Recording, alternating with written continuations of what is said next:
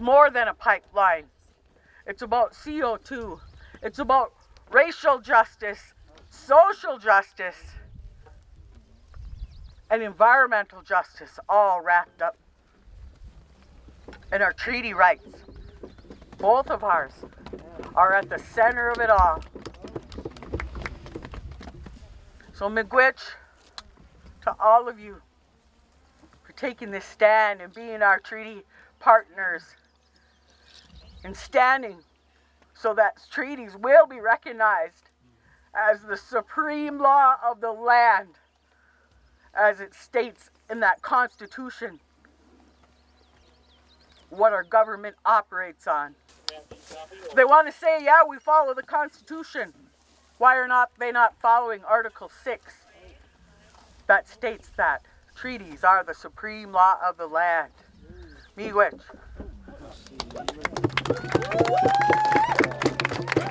We're out here to pray for the water, check on our relatives, protect our medicines, and we got to remember, NEBI is life. So we're here to protect life for all living things. So again, this is where we are. So once we do the round dance and offer our prayers to the NEBI, we're going to get to know each other a little bit more now. Because this is home. It always has been.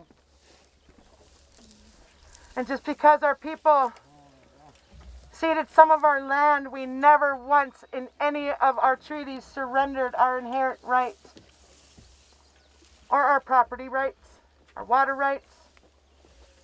So we're here today to defend that.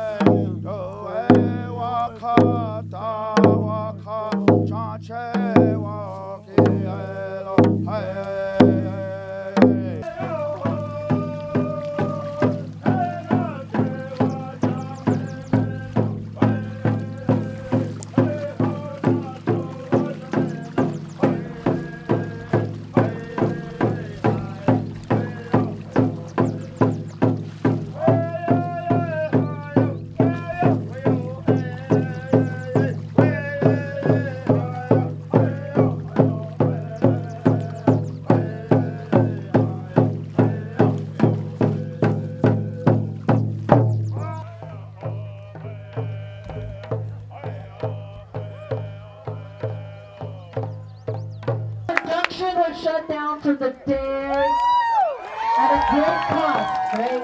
Production was shut down. We exerted treaty rights. We exerted that treaty. Holding treaty rights is not a crime. We held space. We sang.